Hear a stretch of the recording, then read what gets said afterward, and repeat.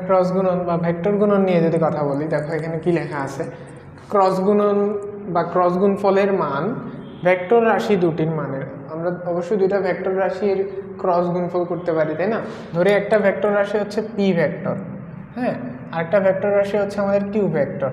P vector এবং Q vector দুইটা vector রাশির মান এবং তাদের মধ্যবর্তী কোণের সাইন এর গুণফলের সমান।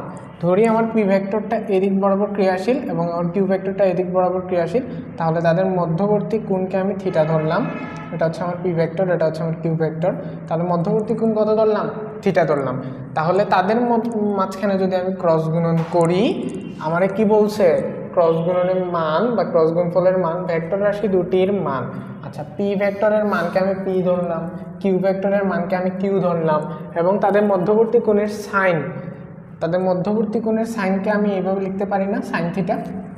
আচ্ছা, তাদের মধ্যবর্তী কোণের সাইন এর গুণফলের সমান। তার মানে এখানে আমি প্রত্যেকটাকে যদি গুণ করি, তাহলে এই ক্রস গুণনের যে মানটা সেটা হবে এটার সমান। আচ্ছা, আমরা দেখছিলাম যে দুইটা ভেক্টরকে যখন আমরা ক্রস গুণন করছি অথবা ভেক্টর গুণন করছি, তখন তার যে রেজাল্টটা বেরোছে এটা একটা ভেক্টর রাশিতে বেরিয়েছে, তাই না?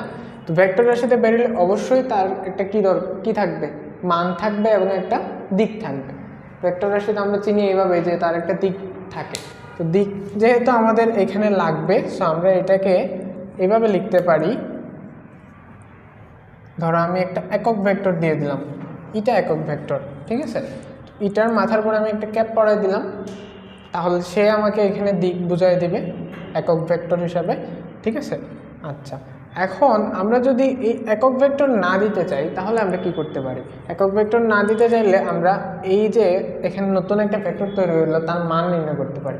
নতুন ভেক্টরের মান যদি কোনো একটা ভেক্টরের যদি মান নির্ণয় করি আমরা, তাহলে তার শুধু স্কেলার মানটা থাকবে এবং তার যে বাকি যে তোমার দিক, যেটা আমরা একক ভেক্টর দিয়ে বুঝতে পারি, ওই একক ভেক্টরটা আর থাকবে না, তাই না? আমরা যখন ভেক্টরের মান নির্ণয় করছি তখন শুধু একটা স্কেলার মান থাকছে। তাহলে আমি যদি এখানে এই ভেক্টর, নতুন যে ভেক্টরটা তৈরি হয়েছে পি ক্রস কিউ, ওইটার যদি আমি মডুলাস করি, মডুলাস করলে আমার আলটিমেটলি এটা চলে যাবে, এখানে থাকবে শুধু পি কিউ সাইন থিটা, ঠিক আছে? তো আমরা এই সূত্র কাজে লাগাইয়া অনেক কিছু করতে পারি। আমরা এই সূত্র এখান থেকে একটা আমরা সূত্র পেয়ে যাই, ঠিক আছে? এই সূত্র কাজে লাগাইয়া দেখো আমরা অনেক কিছু করতে পারি। এখানে আমি যদি বলি যে i cap cross j cap, এটা সমান কীভাবে কে ক্যাপ হইল? আই ক্রস আর আই ক্যাপ কোন অক্ষ বরাবর জানি? এক্স অক্ষ বরাবর। আর জে ক্যাপটা হচ্ছে আমাদের ওয়াই অক্ষ বরাবর, ঠিক আছে? এটা হচ্ছে আমাদের আই ক্যাপ, এটা হচ্ছে আমাদের জে ক্যাপ। আমি যদি বলতাম যে i cap cross j cap তার ভ্যালু কত, তখন তোমরা কি বলতা? I cap cross j cap তার ভ্যালুটা কত? তখন আমরা যে আই ক্যাপের মান, ঠিক আছে, আই ক্যাপের মান, জে ক্যাপের মান, সাইন, এবং তাদের মধ্যবর্তী কোণটা কত? অবশ্যই তাদের মধ্যবর্তী কোণ হচ্ছে 90 ডিগ্রি। সাইন 90 ডিগ্রি এখানে বসে যাবে। সাইন 90 ডিগ্রির মান কত? 1, এবং আমরা জানি একক ভেক্টরগুলোর মান হচ্ছে 1, তাহলে এখানে আলটিমেটলি আমাদের বেরোতো 1, ঠিক আছে? কিন্তু আমার এখানে তো মডুলাস চাই নাই। মডুলাস চাইছে না। এখন যদি আমি মডুলাসটা তুলে দিই, আমার মানটা তো 1 আমি জানি, মডুলাসটা আমি তুলে দিলাম, মানে তার মান দরকার নেই আমার, এখন একটা ক্রস গুণনের যে আনসারটা আছে সেটা দরকার। তো ক্রস গুণনের আনসারটা কীরকম হয়? আমরা দেখছি যে ক্রস গুণনের ফলে একটা নতুন ভেক্টর তৈরি হয়, তাই না? তো নতুন যে ভেক্টর তৈরি হবে তার মান পেয়ে গেছে, এখন কি দরকার? দিক দরকার। তো তার দিকটা কোন দিকে হবে? আমরা পড়ছিলাম তোমার রাইট হ্যান্ড থাম্ব রুল, ওই রুল অনুসারে যদি আমরা দেখি, আই থেকে জেড দিকে যদি আমরা এভাবে দেই, হ্যাঁ, আই থেকে জেড দিকে গেছে না, অবশ্যই আই থেকে জেড দিকে যদি আমরা দিই, তাহলে এদিক বরাবর আমাদের কি আছে?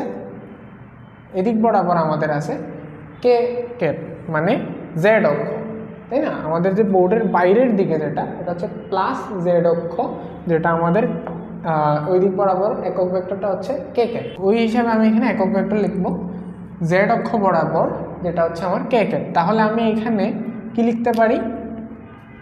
কে ক্যাপ, যেটা এই যে এখানে লেখা আছে।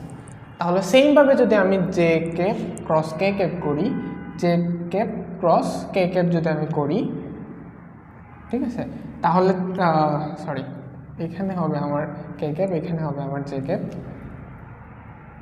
J cap cross k cap, তখনের ক্ষেত্রে আমাদের তাদের মধ্যবর্তী কোণ হচ্ছে 90 ডিগ্রি, এবং জে ক্যাপ থেকে কে ক্যাপের দিকে যদি আমি আঙ্গুল দিই তাহলে আমার বাইরের দিকে তখন হয়ে যাবে আই ক্যাপ অথবা এক্স অক্ষ।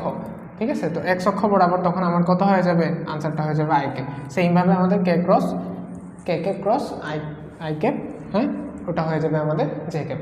ঠিক আছে, যেটা আমাদের ওয়াই অক্ষ বরাবর ক্রিয়াশীল। আচ্ছা, তো এই জিনিসটা বোঝা গেলে তাহলে এখন আমাকে আনসার দাও, আমি যদি ঠিক উল্টাতে লিখতাম J cap cross i cap, তার মানটা কত হইতো? ঠিক আছে, তো আমি এখানে সমান চিহ্নের ওই পাশে কী লিখব? আমি যদি এখানে লিখি কে ক্যাপ তাহলে কি হবে?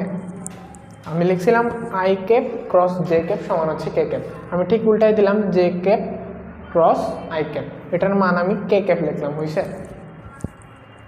না, এটার মান মাইনাস কে ক্যাপ হবে। কেন মাইনাস কে ক্যাপ? আমি এই জায়গায় আমার কি ছিল আই ক্যাপ, এই জায়গায় আমার ছিল জে ক্যাপ, আমি আবার এটা লিখি, এই জায়গায় আমার কি ছিল জে ক্যাপ। তাহলে আমি যখন I cap cross j cap করছিলাম আমার আঙ্গুলটা আমি এই দিক বরাবর নিছি এবং সেটা হচ্ছিল বাইরের দিকে। ঠিক আছে, এবং এই দিক বরাবর আমার জেড অক্ষ যেটা সেটা হচ্ছে প্লাস, এবং আমি যদি এখন জে ক্যাপ থেকে আই ক্যাপের দিকে যাই তার মানে কি আমার আঙ্গুল চারটারে জে ক্যাপ থেকে আই ক্যাপের দিকে নিতে হবে, এবং আমার বুড়ো আঙ্গুলটা কোন দিকে, থামটা হচ্ছে আমার বোর্ডের ভিতরের দিকে। তো বোর্ডের ভিতরের দিকে যদি আমার হয় তাহলে ওই দিক বরাবর জেড অক্ষটা কি নেগেটিভ, তাহলে ওই দিক বরাবর জেড অক্ষ যদি নেগেটিভ হয় তাহলে ওইখানে আনসারটা হবে -1, এবং আমাদের জেড অক্ষ বরাবর একক ভেক্টরটা হচ্ছে কে ক্যাপ, তাহলে মাইনাস কে ক্যাপ হয়ে যাবে। তো ঠিক আমি বাকিগুলোর ক্ষেত্রেও এরকম লিখতে পারি যে কে ক্যাপ ক্রস জে ক্যাপের মান হয়ে যাবে মাইনাস আই ক্যাপ, এবং আই ক্যাপ ক্রস কে ক্যাপের মানটা হয়ে যাবে মাইনাস জে ক্যাপ। ঠিক আছে, আশা করি তোমরা এই জিনিসটা বুঝতে পারছো। এই জায়গা থেকে আমরা আরেকটু যদি মানে এইটা নিয়ে যদি আরেকটু আগায় যাই, ধরো এই এখন আমি একক ভেক্টর নিয়ে কথা না বললে, এখন যদি আমি দুটো ভেক্টর নিয়ে কথা বলি, ধরি পি ভেক্টর হচ্ছে আমার এদিক বরাবর ক্রিয়াশীল, এবং আমার আরেকটা ভেক্টর আছে কিউ ভেক্টর, সেও এদিক বরাবর ক্রিয়াশীল। ঠিক আছে, তাহলে আমি কি বলবো, পি আর কিউ পরস্পর কি আছে, সমান্তরালে না? আশা করি তোমরা সমান্তরাল মানে বুঝো, প্যারালাল নিয়ে আছে দুইটা। ঠিক আছে, তো সমান্তরালে যদি থাকে তাহলে তাদের মধ্যবর্তী কোণটা কত হবে?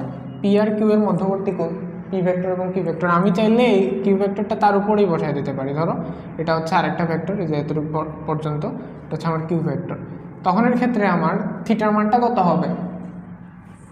0 ডিগ্রি।